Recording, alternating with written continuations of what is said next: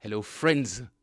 Apologies for this little mistake. I was on holiday over the weekend. I unplugged my computer and I didn't check that the input was set correctly when I started OBS. My bad.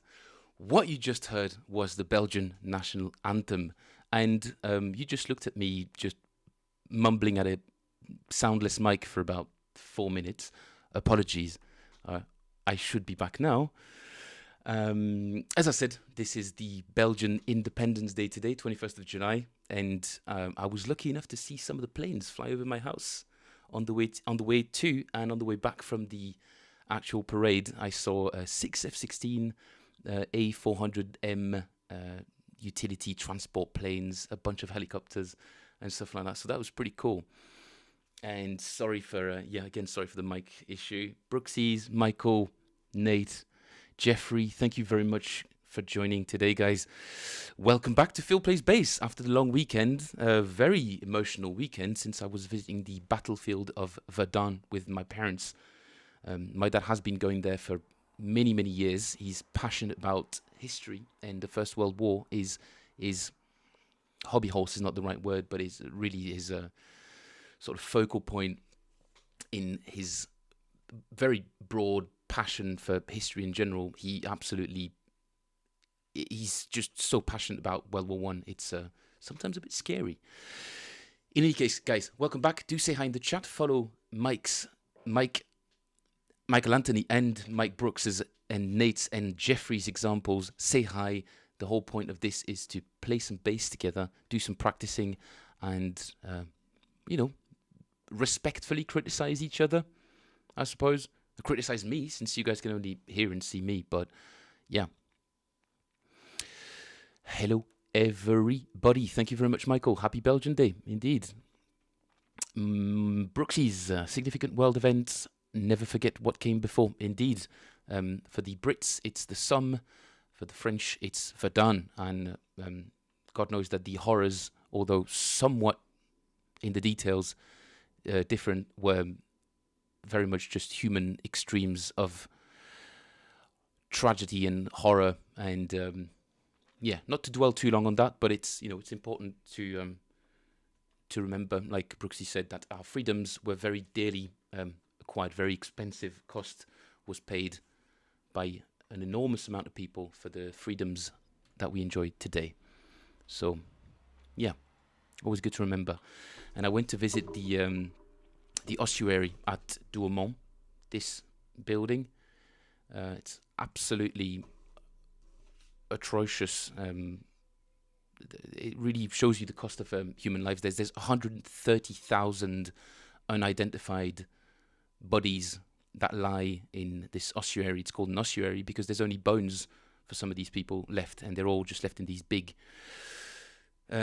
tanks, and you're not allowed to film there, you're not allowed to take pictures, not allowed to talk even, just basically walk around in gratitude and contemplation. So very, very poignant place to visit. 130,000 unidentified bodies. And just outside is one of the largest military cemeteries in Europe as well, with 15,000 identified dead, literally just outside on the lawn. So it's quite similar to Colville, but if you guys know about Omaha Beach, Saving Private Ryan, well, this is on a different scale altogether. Different war, different technical advances. So yeah, altogether a very, very heavy weekend, but a very necessary one. In any case, gents, I have not touched my instrument at all for the last 3 days. So the notes that I'm going to be playing now will be the first ones that I'm playing in a long while. But on the other hand, I'm super excited to show you guys this tiny development I have made on the app. The old practice app. Did I just... I bloody closed it, didn't I? Run the app. Let's go check it out, guys. Because I think it's pretty cool. Let's go check out the games. The naming is not, they're not set in stone just yet. But right, okay. So there it is. The webcam's gone. Round. Where's my round webcam? My round webcam is not displaying. That's fine. We can deal with that. Yeah. You guys should be able to hear the bass. No, you're not. I don't know why. Bass. Scarlet. There we go. It was on the wrong.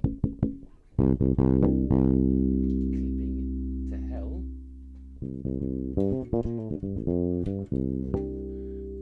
Okay, we're back on. Right, so what does this do? Technically, when you play the right note and select the right input interface, this gives you a note, you play it, and you get wins and losses. Sometimes you have to play it just a touch harder. I'm still working on the calibration, but this is fretboard knowledge, the prototype of fretboard knowledge game, gamified.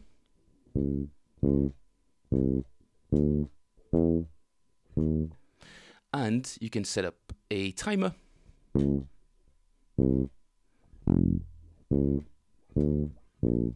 It's actually faster than I thought it would be. And yeah, I think it's pretty cool, but the timer doesn't reset when you get a win, so that's a bug I've literally just introduced by developing this next feature, ta-da, which makes you play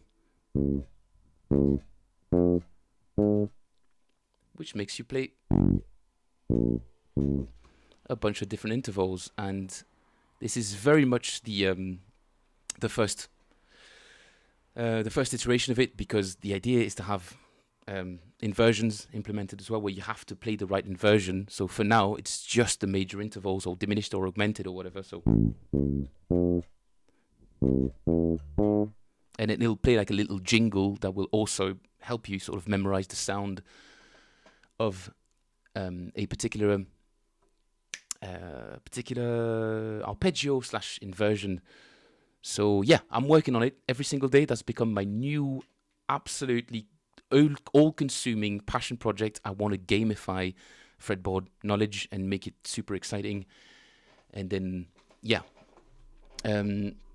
Mike said, saw Oppenheimer yesterday. Oppenheimer, yeah, for sure. We haven't moved on, man. Human nature is unfortunately what it always will be.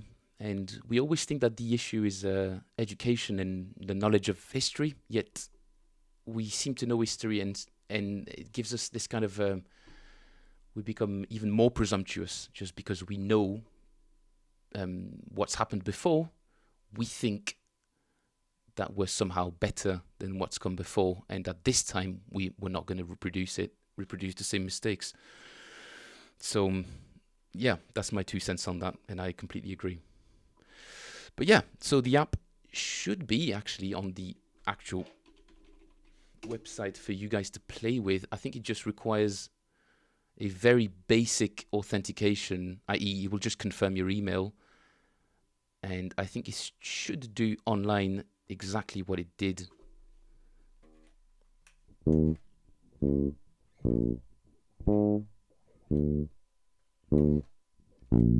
Although I still have, like I say, I still have to work on the calibration. That way it doesn't force you to play too hard. But it's a very fine balance to strike. Because, yeah, that stuff can be a little finicky. But it does work online, and I invite you guys, I'd love to invite you guys to try it on.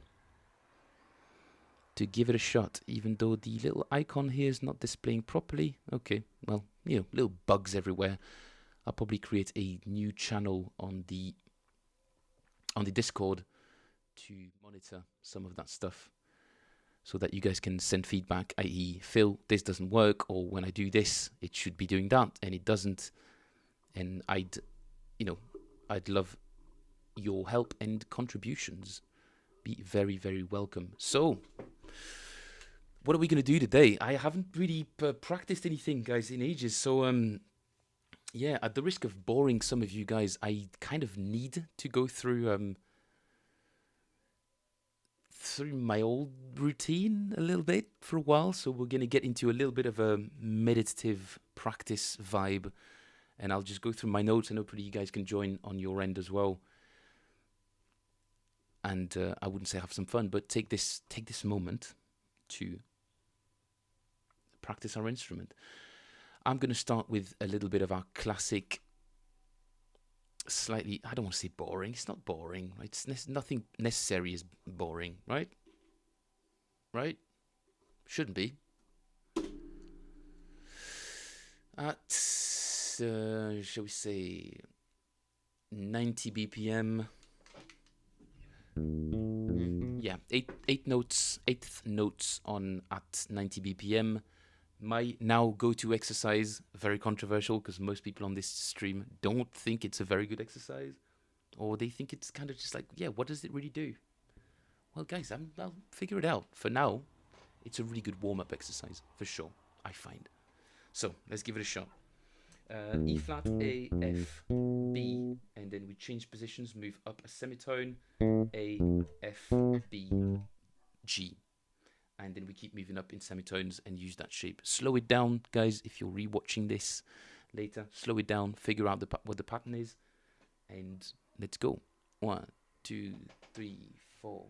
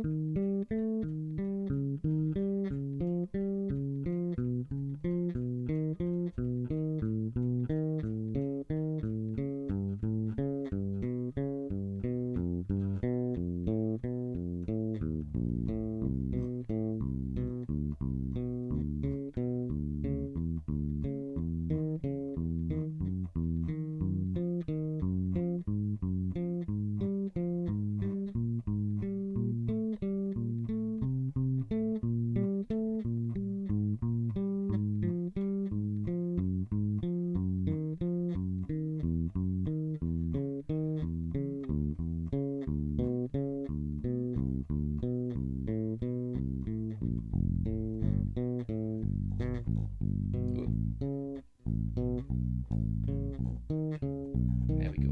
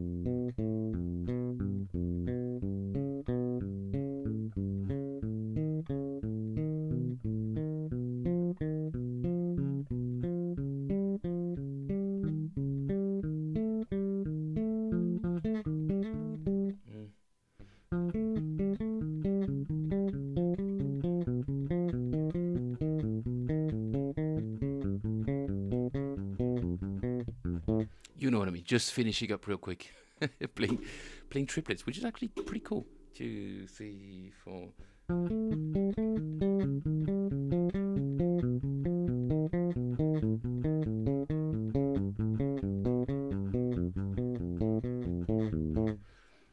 Very cool sounding line.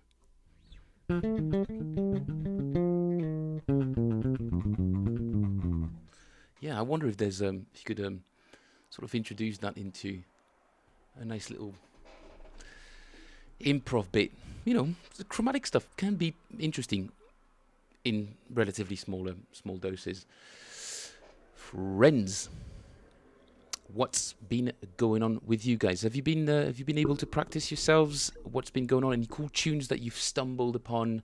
Let's have a little moment together whilst I discreetly try to fix my front camera. Yep. It's typical me. Typical me. Just did not remember that this thing wasn't really working. But yeah, I unplugged my whole laptop, my whole computer, shoved it under a wardrobe for the weekend, plugged it back in, and expected everything to work just as usual. So, yeah, meh.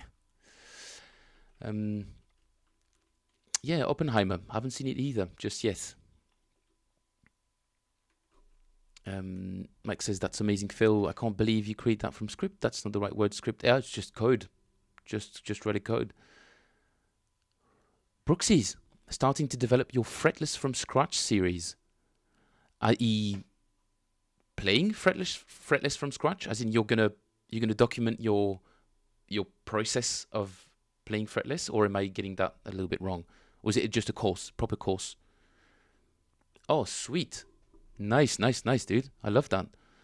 Very cool. What I did, well, silly me. I should have expected you to own at least more than one fretless bass. But which one are you going to do most of the filming on? Is it a status fretless? You have 3. That's pretty reasonable. That is a pretty conservative number of fretless basses to have. For a bass aficionado. That is conservative number. Pretty good. Okay, front cameras decided not to work anymore. That's fine. I reckon for one stream, I reckon we can do with just this one.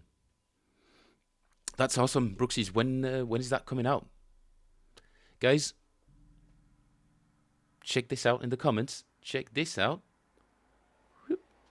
Right there. Brooksy's going to start his Fretless from Scratch series. So go check it out as soon as it comes out, which will be the... Hopefully Brooksy's is typing furiously right now, taking advantage of this little advertising spot I just gave him. He has a Kubitsky Fender Factor, which was fretted and was defretted in 2002, but in doing this from scratch, I don't want to trash that fingerboard. Yeah, that's true. You can lose a lot of material, especially if you have to do a little bit of sanding as well. 3 times will take what, about 0.5 millimeter, maybe more, off the fretboard. You're going to run out of fretboard. Mike says part of the theory is a song. Wait, hang on. Part of the theory, song famished. Oh, part of the theory is the band Song Famished Mammon. Is a song I stumbled on. Seems to be based on the Phrygian scale. Also, the harmonic minor has an arabesque sound. So Brooksy's is going to be using a bass center jive bass. Bass center jive bass. A bass center jive bass.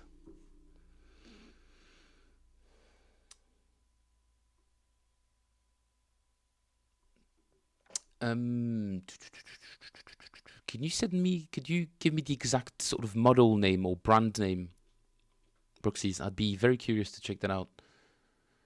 I've been thinking about buying myself a fretless as well, and it'd be nice to have some cooler models too. Oh, Padula, that I know. So Mike, let's check out this tune that you just mentioned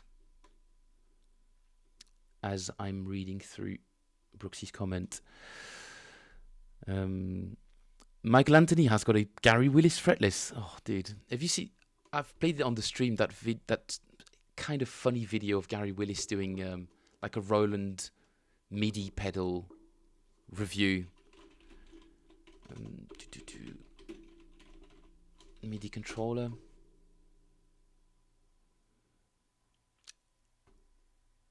No, that's not the one. It's him sort of doing it at home, and the sounds that he comes up with. I think that's the one. Okay, guys, you've got to check this out. I'm really sorry. Obviously, Gary Willis, we all know him for the legend that he's, deservedly known as. But this video is something else.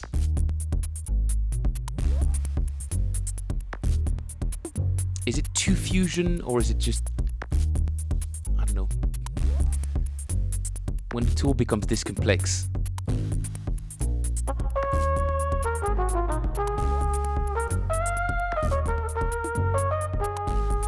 I'm like, okay, yeah, trumpet sound, that's fine. Trumpet sounds pretty good. I need to add a camera for this. It's not going to work otherwise. Add existing cam. That should be it. Okay, I should be on your screens now, friends. Let me just add a real quick little filter. Image mask. Bam, bam, bam. Stream. Assets. Static. Where are my static assets? They're here. Image mask. There we go. There we go. Okay, okay. Not really centered. But all right, okay, okay, all right, okay, off we go. So Gary Willis, right, there he is. Trumpet and double bass, I can jam with.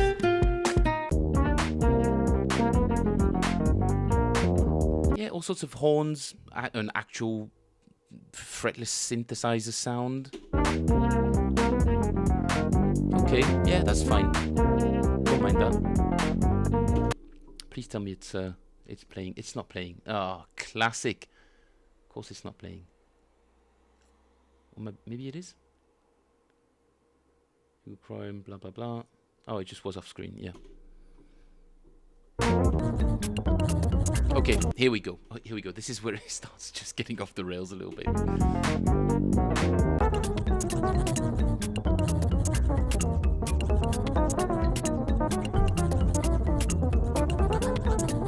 What is this? Like a weather report intro from 1989? It's cool. I'm not criticizing. I'm just like, what? Why? Why?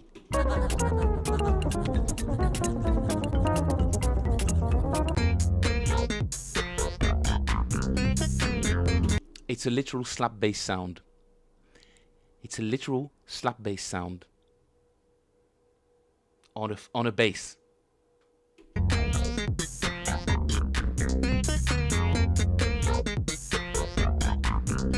Why? Why, Gary? Why?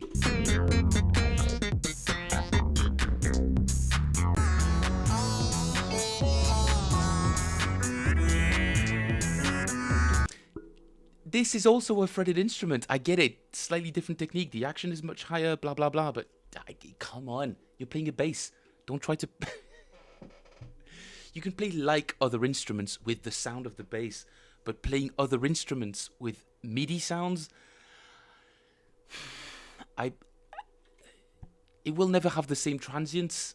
Like, what are we trying to accomplish? It's always going to sound stilted and kind of just janky and weird. And obviously, I'm absolutely not saying anything about Gary Willis's technique. We all know he's, up there. He's in the pantheon. He's on Mount Olympus of bass players, no doubt.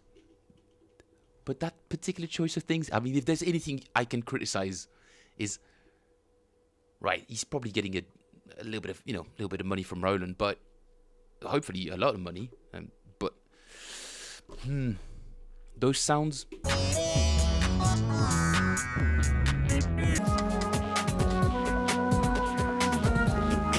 This I can kind of jam with a bit more. Kill the action a bit, a bit more sort of slow release. Yeah, for sure. But it's like it's like another octave up. I don't know. Anyway, enough about Gary Willis. I love the guy. I've transcribed many of his licks. That's a great point. I should go through some of the Gary Willis stuff that I transcribed ages ago.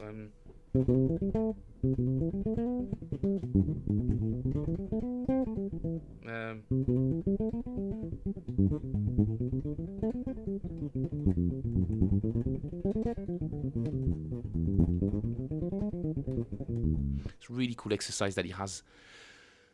I don't remember where, and I'm not playing it very well, but the guy's a gold mine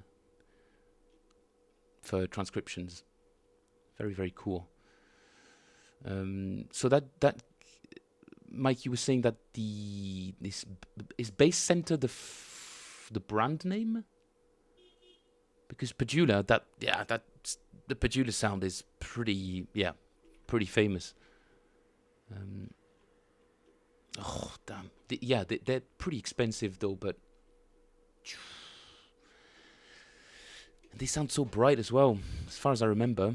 Padula. Haven't heard that name in a long while. Scroll down to the jive bass section with the taut plates. Was I still on the...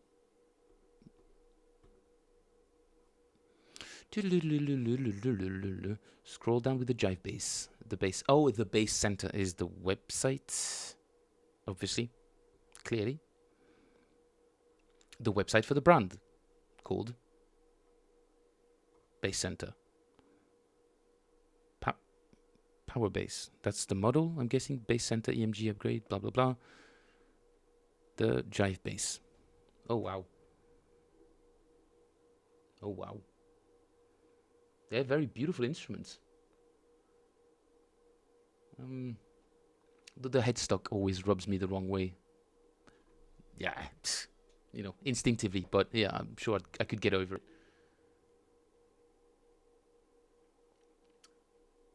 Yeah, love the plates on them though, the chrome plates. I find them absolutely impractical, but for just personally, myself, I can't quite find a use for the plates. It's a type of playing that I haven't really explored. And wow, dude, they're very beautiful instruments though. Very affordable. So they're a UK-based .com. Probably not UK brand. Brooksy's, if you're willing to tell me more about it. Mike says, I've got Gary's mid-priced one that looks like a piece of partially burned firewood. Really? Yeah. I was responding to Mike when he said his economy of motion is top-notch. Absolutely. Yeah. The Bass Center are the store and manufacturer. Gotcha. Okay. Same as the Bass Center that used to exist in Wapping. Indeed. Nate, you want an upright? Phew, dude. They're awesome instruments. But like Jacko famously says, you got to look after them. Otherwise they will, over time, they will warp and bend and crack on you quite easily. So yeah, buy something Chinese first. I mean that literally. Buy something Chinese first. They do make some decent quality instruments to start off with, and if they break or there's a crack or an accident or whatever, you're not that bothered about fixing it. But they're pretty demanding instruments financially. Michael, you're probably referring to the Bass Gallery, right? Brooksy's. The Bass Gallery is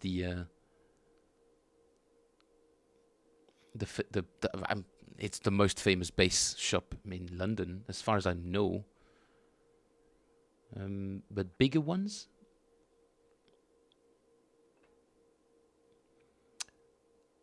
Bass Centre moved from Wapping to Liverpool Street around 2002 and closed around 2008, 2001, 2009. Became a warehouse in the early 2000s. Bass Gallery is a different store. Gotcha. Bass Centre, yes, but Michael might have been referring to the Bass Gallery, possibly. Brooksy's, would it be fair to say the Bass Gallery is the most famous bass shop in London? Because Bass Centre, Bass galleries indeed in Camden. Yeah, that's where I got my my Jazz 5 from. Oh, Bass Center was more famous than the Bass Gallery before. Bass Center was the bass store. Okay, gotcha. Right. Guys, you've heard it you've heard it from the man first. Brooksy says Bass Center was the bass store. The bass center was the bass store. I probably wasn't I definitely wasn't in London or in the UK at that time. Might not even have been playing bass at that time.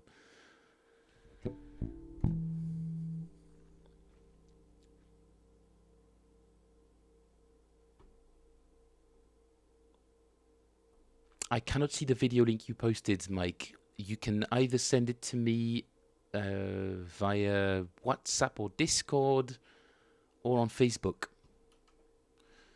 I think YouTube by default does not let users send links, but I am on Facebook. Yep. Over here. Right, let's do some more playing. What else was I supposed to do today? Some 16th notes, some kind of well, not supposed to do. It's actually part of my routine, but AG Pro webcam, do not use that.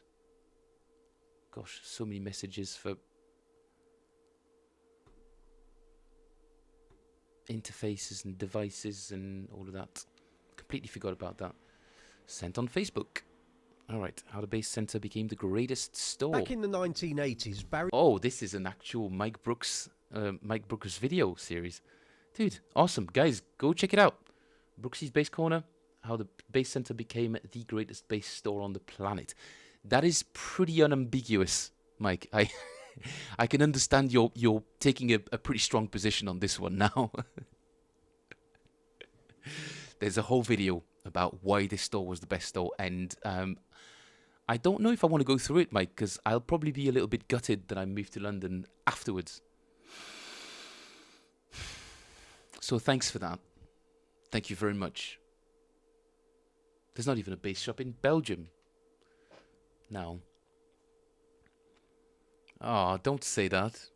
It was the bass mecca. Oh my God. What a shame. Is there any are there images of the yeah, I'm guessing there are images of the shop on the Michael, that's my evening sorted. I'm going to watch this documentary. Okay, so we just watched the intro real quick. Back in the 1980s, Barry Morehouse created what would become... You've got such a good narrating voice, Mike, by the way. It's such an like a pleasing voice for narration that you have. Sorry, it's just, yeah, it's worth saying. The greatest bass guitar store on the planet. Based near Tower Bridge in London, the Bass Centre found its spiritual home in the Docklands area of Wapping, and for 20 years was a mecca for bass players the world over. It might not have looked particularly glamorous on the outside, but inside was an Aladdin's cave of bass goodness. The shop moved in 2004, but inside was an Aladdin's cave. Who is that on the picture, Mike? Can't quite tell. It's very pixelated. Is that you playing a headless bass right there? No idea. Gotcha. Bass goodness. No, hang on. No, it's not. Isn't it you? It's just a random picture of the internet. Could be. The shop moved in 2004 and eventually became an online operation. Now in 2024, the company is celebrating its 40th anniversary in Bagshot, Surrey, with Barry still at the helm. In 2016, I was invited to interview Barry for Bass Guitar magazine. So over a fine curry in Paddington, Barry and I discussed what made the Bass Centre such an attraction, capable of drawing bass-playing legends from every corner of the globe. Anyway, I was oh, no way. in a band, believe it or not. And then there's the interview. Damn. Mike, this is 40 minutes long.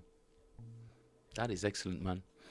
Was a pick from the inside when they had walls of Trace Elliott gear. Was just a pick from Bass Centre. Barry's a personal friend. I've known him since 1988. As per usual, Brooksy's entertaining us with his unbelievably deep well of bass knowledge, all things, everything bass, really. Walked in there as a 16-year-old. Came out as a bass player. Ageless.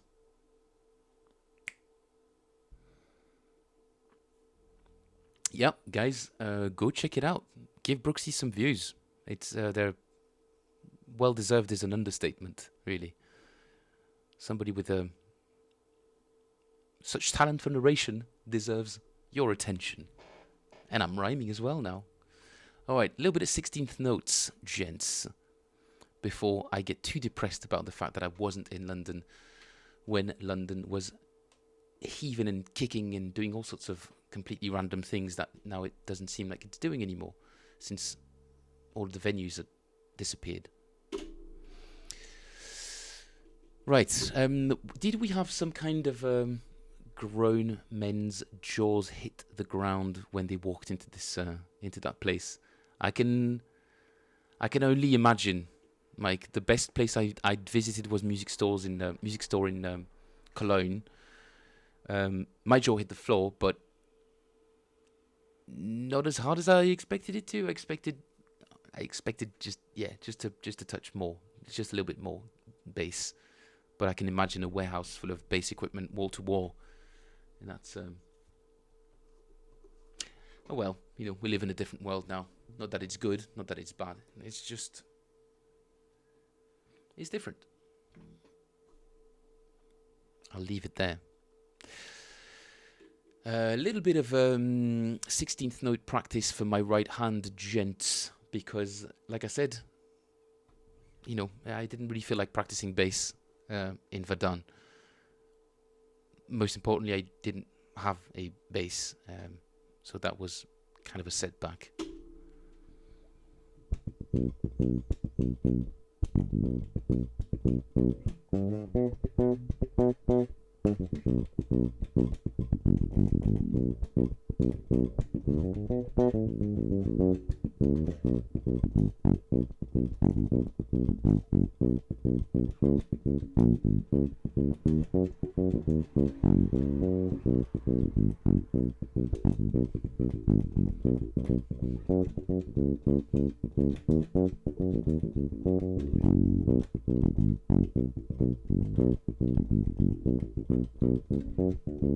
Oh geez, it's like not very good.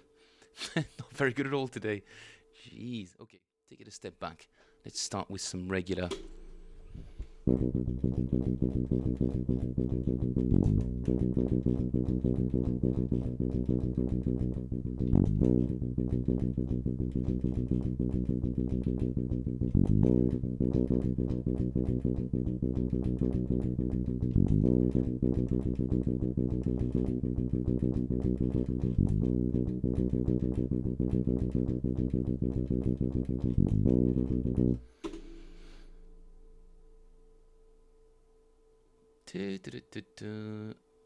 Should I put a bit of a backing track on that rather than a click?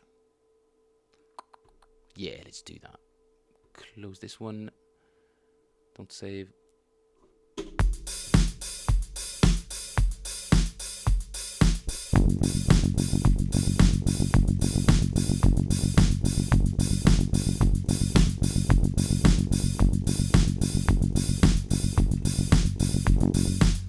Oh, and now the webcam is all wrong. Ah, oh, come on.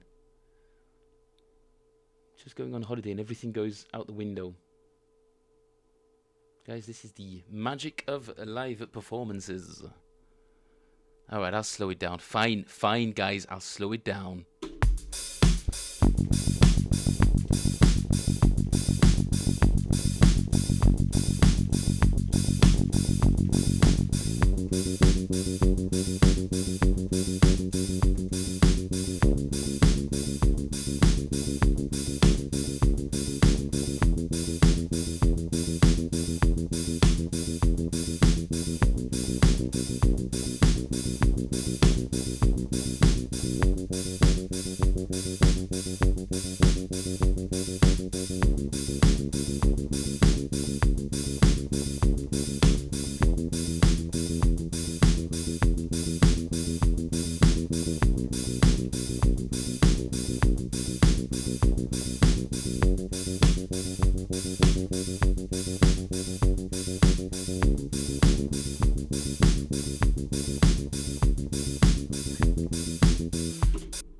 good question, guys.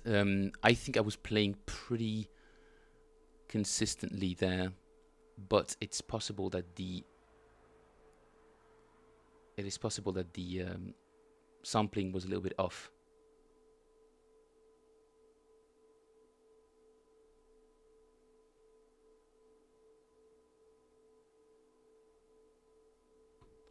Yeah, sounds like it's rushing a touch on the stream. Advanced audio properties.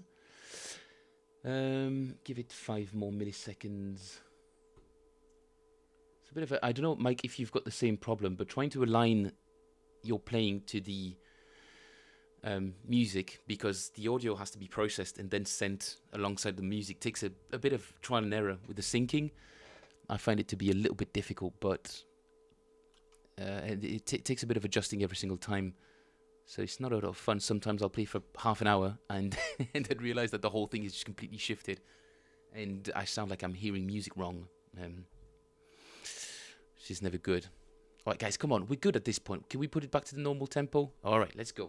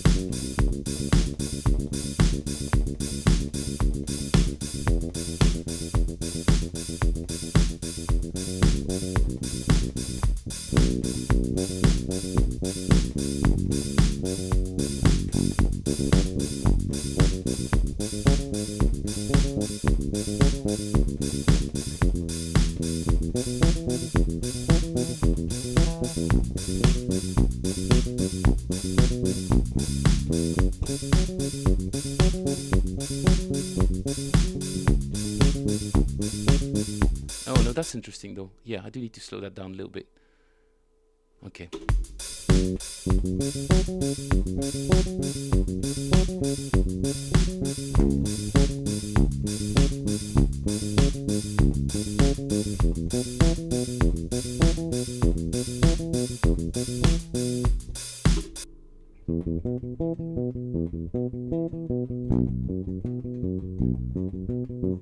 Okay, not a bad exercise actually, that is. I start speaking like Yoda, that means I get excited. I've just remembered this as I was sort of meditating, that very simple, very good starting point to approach these two crucial things, which are string skipping at fast speed, or at least at faster tempos. Play 1/5 octave, play octaves and fifths.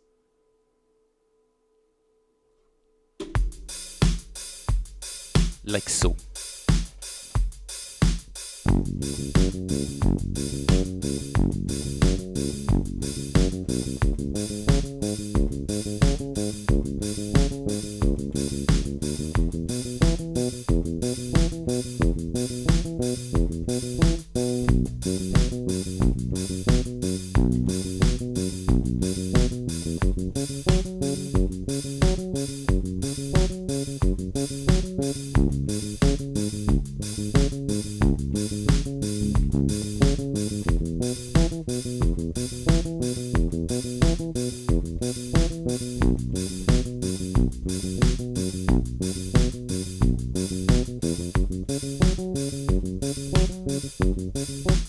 However slow you need to do it, like Mike said, it will bring all the lumpy gravy at the top. The slower you play it, the better it is, so that you can hone in on the little details, and that obviously applies to me as well.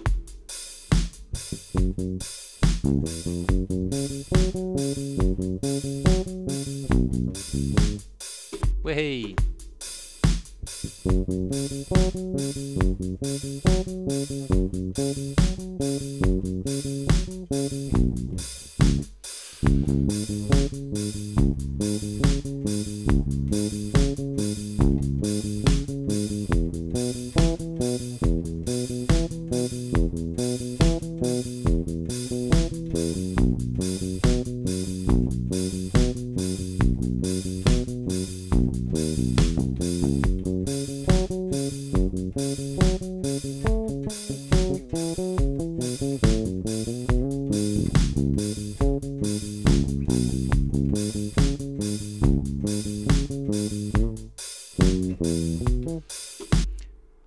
It's the same chord progression, Phil. It's just the same thing repeating. Why can't you get it in your head? It's the same progression. Why? I've got one of those brains that just takes a random right left turn all the time. Focus is always a challenge. Focusing. Mike, yeah, it's just one of those things. You see what I mean? I'm just practicing, just taking a completely random approach to something, and then when I can hear myself sort of going off the rails or showing a weakness, a bit of a glaring weakness in my 16th notes playing, it's like, oh well, there's a snag here, and if there's a snag, what do? You get on your knees and you just try to work it out. You take a closer look at it, and like Mike said, you slow it down. You guys will be my weaknesses. Guys, please be my weaknesses. And I always tell people to slow down. Always start very slow. But when you start fast, the advantage of starting fast is that your mistakes, your weaknesses will become obvious immediately. And then starts the process of a little bit of humility and being like, okay, I have to be honest with myself. This isn't sounding good. And then slow it down. Oh, still not sounding good? Ouch. Bit of a hit to the ego every time. But we have to be able to do that every time. Exactly, Mike. You break it down, start again, start slow and build back up. 100% sure. 100% true. I like that lumpy gravy. Please don't quote me on that.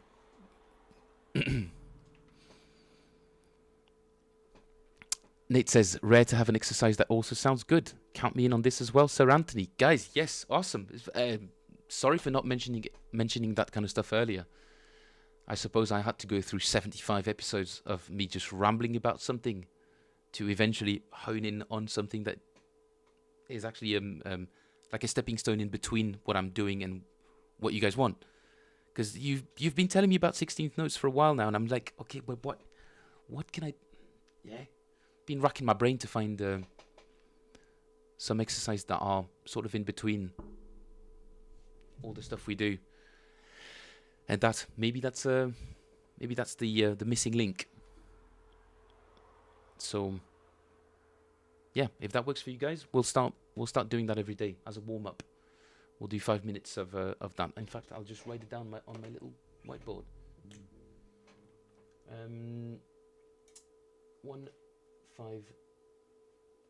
158 16ths. Cool. Power chords.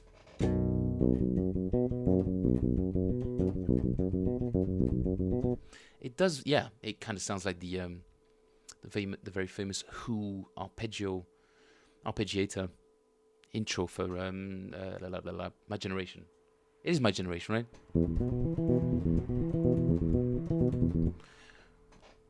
I'm curious now.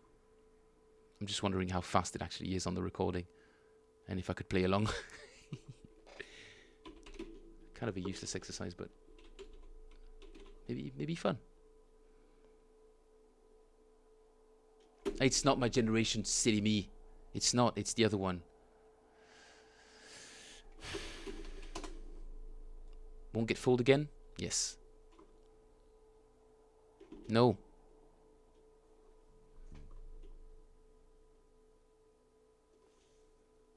I'm embarrassed.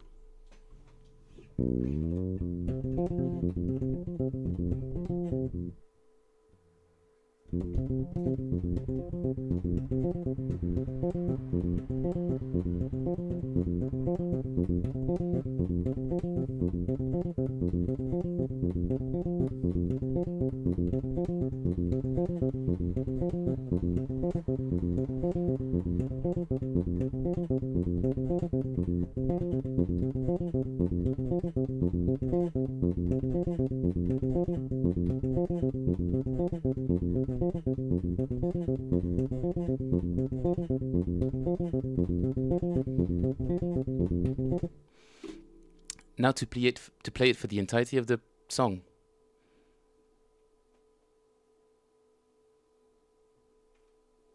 Pretty strong warm up, I would say. If you can do that for 5 minutes, I'm not sure you should be practicing 16th notes anymore. You're probably good for like 99% of the stuff that will ever be asked of you. You're probably all right if you can hold that down for consistently for 5 minutes. Pretty solid stuff. But yeah, you can find inspiration everywhere, literally. Anything that scratches an itch for you musically, you're like, oh, okay, right, okay, I want to get that down. I want to get it really. I want to be able to play that for 15 minutes straight. Be the best person at playing this useless stuff for 15 minutes straight. There's a Gandalf portrait yet? Oh, indeed. Did you post, Nate? Did you post something on the server?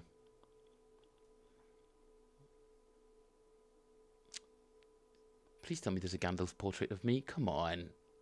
Come on. Oh, no, I did see that. Dude, yeah, I did see it. That was pretty cool. I thought it was like an AI project, an AI portrait. That is pretty cool, though. These are two cleverly GIFs for the people who can't see them. They're two cleverly stacked GIFs on top of one another that make it look like Gandalf is playing the bass with a giant spliff in his mouth. Mike said, if I worked out how many hours I spent getting my slap chops together for years before I turned pro, after 30 pro years, I've used schlap. I've used a schlap for about 2% on all the work I've never done. Mike, that can't be true. That can't be true. You must have played Never Too Much. At least as many times as I have. At least.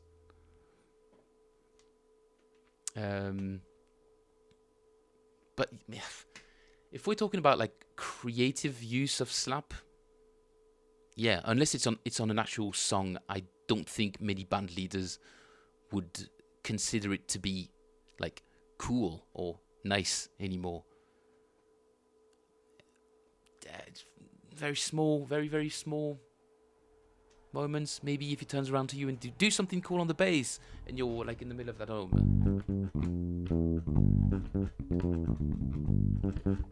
do something cool.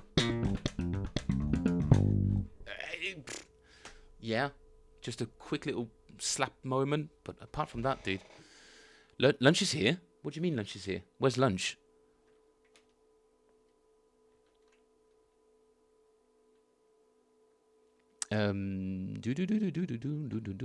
Michael says, funny how a new pattern or exercise confuses the fingers' muscle memory.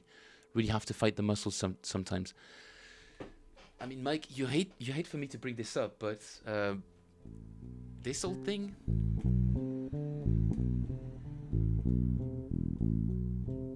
I still think is one of the greatest exercises I've stumbled upon recently. Controversial opinion, I get it. This is actually the one that you guys disagree most about.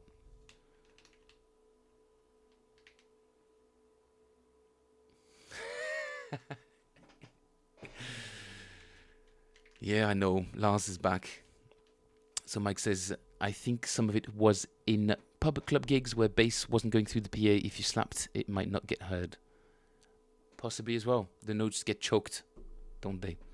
They get slapped around, choked a little bit. In public as well. Love where Philippe says Forget Me Nots is an old Scottish song about a sailor that can't remember. It is. He's an old sailor. He used to know all these like marine nuts with a K, and now he forgets his nuts. I know. This is a terrible joke. I can't hear you guys laugh, but I know that even if you guys were here, there will be no laughter. I could probably only hear slapping sounds of your hands on your foreheads. Let me get the other jazz bass out.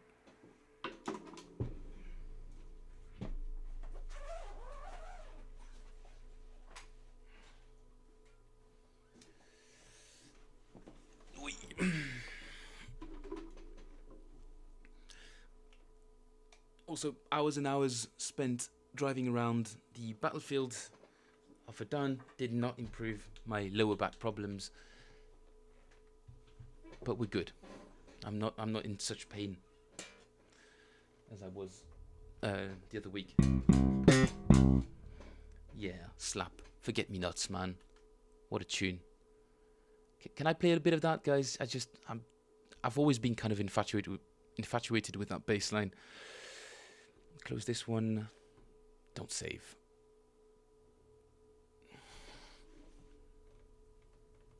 And I've got a sweaty back as well now. Brilliant.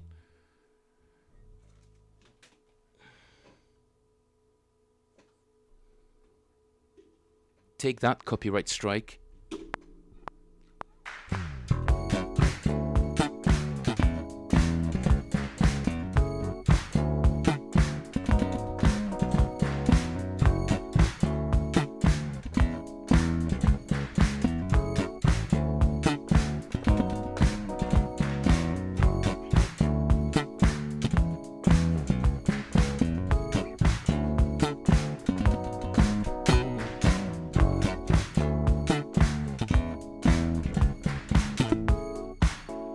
What was that line again?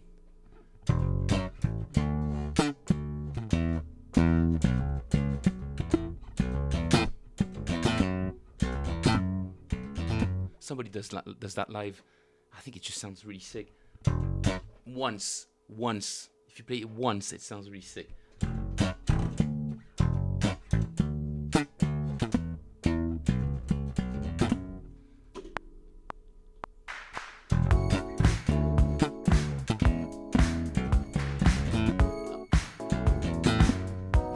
You know what I mean. I'll practice it in my own private time, but boy, do I like playing this tune, dude. It's just so much fun. Such a nice sounding bass line. Guys, I'm actually gonna go have some not lunch but supper as well. Thanks for sticking with me today. This coming back from holiday was all right, a little bit unplanned. Disorganized, slightly disorganized. It'll be better tomorrow, and we'll get on with some transcriptions again, and our regular mode of the day thing, because there's plenty of that I need to immerse myself back into. So there's a ton to do. Thankfully, we've got loads and loads of time, and I'm not doing anything else during the day. Apart from programming that app. Actually, no, I'm doing loads of things every day. But I like this off-the-cuff stuff. I prefer it to all the stuff I used to record on YouTube. Granted, it wasn't, there aren't like hundreds of videos, but I kind of preferred the whole audience interaction thing. I may not be very good at it, but I enjoy it a lot more. Tons more. Doesn't Justin Timberlake have a song called Sweaty Back? Might be... It's not Sweaty Back, is it? It's... Sexy Back.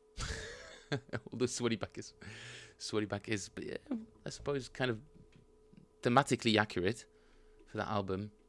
He's bringing sexy back. Sweaty backs do happen when bedroom activities occur. Rock on, Captain. Thanks very much, Michael. I do appreciate all of your bass knowledge and related comments all the time. You're, talking of old sailors, you're not old, but you're definitely an experienced sailor. So very much appreciate your comments and interaction, Michael. Very much so. And I'll be looking forward to joining you on your live stream next, is it tomorrow? Tuesday is usually the day you're on, right? As far as I remember. Leftover Sunday roast? No. Today is, I'm not sure what I'm going to make. There's bread and onions, so possibly onion soup. Been on a bit of a, in a French hotel, so everything's delicious French gravies and sauces and stuff like that. So, yeah, I did indulge a little bit. So I tried to hit the gym pretty hard this week. See what comes out. Me is what will come out, but hopefully in a different, slightly better shape. Alright, gents, I'll call it a day for today, and we will start again tomorrow. Fresh and primed for some hardcore practice. I wish you all a lovely day, and I will see you guys tomorrow at roughly the same time, and hopefully with more app features for practice. I remind you that you can go to philplaysbass.com right now, go to games and click the inversions game. It's not aptly named at all, but it is there. Select the right audio input for yourself, and you should be able to practice your fretboard knowledge with an app that will give you some feedback. And very soon there will be sound, guys. There'll be sounds, there'll be haptics, there'll be visual cues, and there'll be scorekeeping as well with your progress and all of that. Although there's loads of algorithms about education, and it's just a huge thing to get into, but I'm pretty hungry. So yeah, I'll keep you guys updated on that, but there will be changes on the regular. Take care all. Pleasure to see you all. Jeffrey, Michael, Nate. That is it. Today, pretty small committee, but nice to see the regulars. Take care, guys. Everybody, Mike, enjoy your evening as well, and I'll see you all tomorrow or during the week or next week or whenever you guys are free. Toodles.